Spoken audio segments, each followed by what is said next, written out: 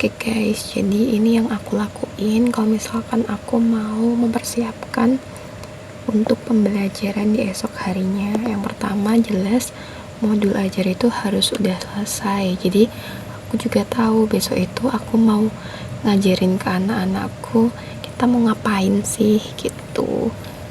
Ini jadi modul ajarnya udah, terus sintaknya karena aku pakai di sini group discussion atau diskusi grup, jadi nanti sintaknya juga menyesuaikan sama grupnya. Terus nanti aku juga di sini udah prepare sama materi yang bakal aku kasih ke anak-anak, jadi babnya masih di ketenaga kerjaan. Nah, di sini yang mau aku ajarin adalah sistem upah gitu. Jadi ini PPT-nya juga harus udah prepare ya. Jadi ini yang aku siapin sebelum memulai pembelajaran gitu.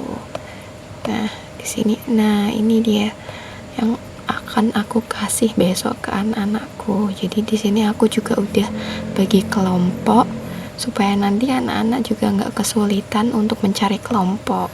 Terus di sini aku juga udah ngasih materi-materi sedikit untuk menjadi bahan diskusi anak-anak gitu.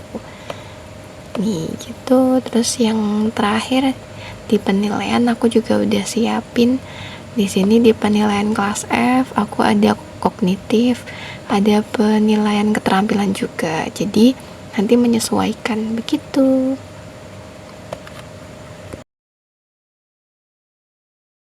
Mulai ya, bismillahirrahmanirrahim. Assalamualaikum warahmatullahi wabarakatuh. Waalaikumsalam warahmatullahi wabarakatuh. Jadi kalian sudah pada istirahat kan? Iya. Sudah kenyang? Sudah. Sudah makan? Sudah. Sudah siap belum untuk memulai pelajaran pada? Siap. Oh iya, karena kalian siap, ada yang bisa ini enggak? Kasih satu kata pembuka untuk hari ini. Idola aku nih. Ayo, Alex. Sini Lek, maju Lek. Seorang Alex. Tapi Alex tidak sering. Coba kita, Alex, mau tanya.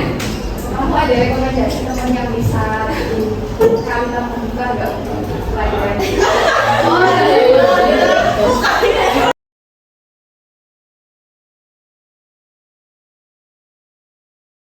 Masing-masing.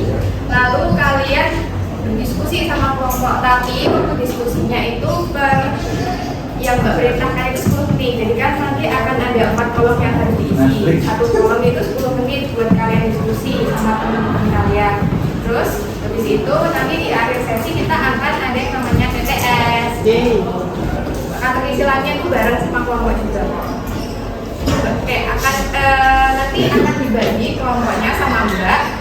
Ada yang mau ditanyakan sebelumnya? Belum ya, kita bagi dulu kelompoknya. Di sini ada 6 kelompok. Oke.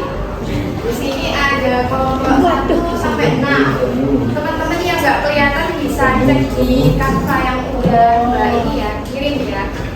Oke ya, sekarang bisa duduk sesuai kelompoknya masing-masing.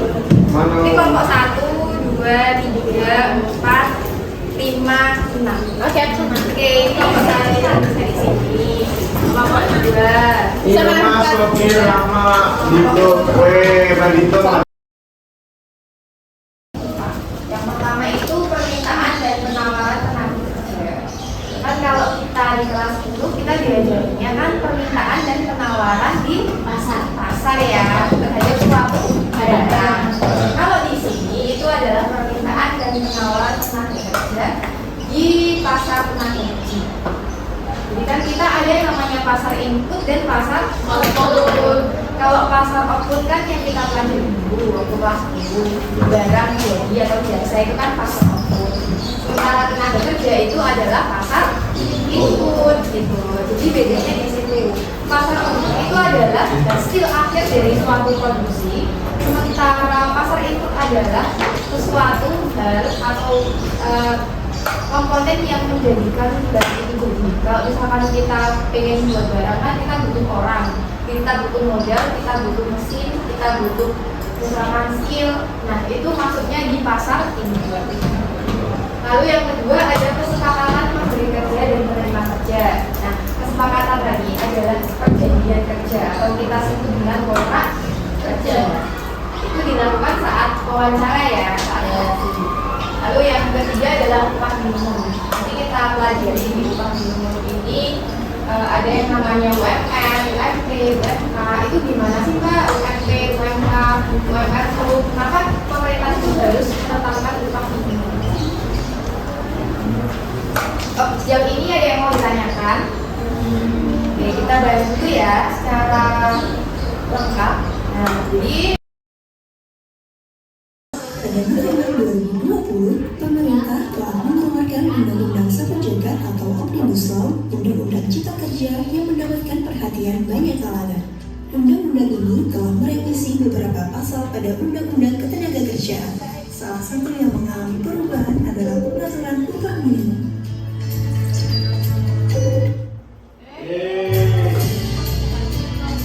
Upah minimum adalah upah terendah yang ditetapkan oleh pemerintah sebagai bentuk perlindungan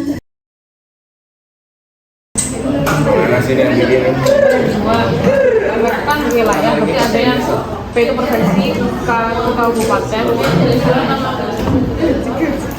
saya juga sektor kerja dibayar itu nggak sesuai apa sih sama mereka, cuma kami ngomong baru itu kan gubernur masuk ya kan tidak terlambat ya sudah. tidak menjual kamu kerjaan mereka beda dengan maksimal nanti mau jawab netepin sistem upah minimum. Kalau kata aku sama Mutian ya, kenapa ada upah minimum atau UMR itu? Nah, karena itu sebagai acuan yang disesuaikan dengan taraf hidup tiap daerah. Tiap daerah kan beda-beda. Ini juga untuk melindungi apa? Melindungi para pekerja dan mengentas kemiskinan. Nah, dari sini mungkin teman-teman mau ada yang tanya? Nah, jadi gimana itu bisa mengentaskan kemiskinan? Nah, karena misalnya gini, misalnya kita ambil wilayah A. Wilayah A itu mungkin banyak sayur tapi sedikit dagingnya. Sementara masyarakatnya suka daging. Nah, jadi mereka tuh juga nyesuaiin gimana biar gaji mereka tuh cukup untuk kebutuhan mereka sehari-hari gitu kan. Dan tiap wilayah A sama wilayah B itu pasti beda. Nah, jadi kalau misalnya UMR-nya itu disesuaikan dengan kayak minimal mereka bisa makan minimal 2 kali kan, nah mereka tuh nggak akan kelaparan dan ini juga bakal mengurangi kemiskinan di daerah tersebut. Itu caranya UMR ini bisa mengurangi kemiskinan. Mungkin teman-teman ada lagi mau tanya? Oke, ada yang mau tanya nggak? Ada. Kalau ada kita kesimpulan. Hari ini kan kita tadi udah belajar sistem upah ya. Udah selesai. Dan ada yang ambil ya. Udah selesai semua. Nanti bisa dikumpulkan LKPD-nya. Dan di sini Mbak mau tanya sama satu orang nih. Ada yang bisa nyimpulin nggak? Assalamualaikum warahmatullahi wabarakatuh. Kita belajar apa di hari ini? Belajar itu tentang upah. Upah pekerja. ya, terus tadi belajar upah itu ada apa aja di Ada yang waktu, berdasarkan waktu terus dorongan, hasil dan banyak. masih dibanyak lagi selain macam-macam tadi kita belajar apa lagi Belajar ini tadi rumus ya rumusnya tentang apa tuh yang UMP. ya, perhitungan Iya. upah minimum ya Iya. berdasarkan tahun 2021 sampai 2023. Terus sebelumnya lagi kita belajar apa sih? Banyak juga. Banyak tuh apa di permintaan Permintaan dan penawaran. tenaga kerja Iya. terus sama faktor-faktor yang mempengaruhi ya. Oke, mungkin bisa dikasih applause buat si di toko karena kita udah belajar banyak hari ini, nggak cukup kan ya. Oke, sekian dari Mbak. Wassalamualaikum warahmatullahi wabarakatuh.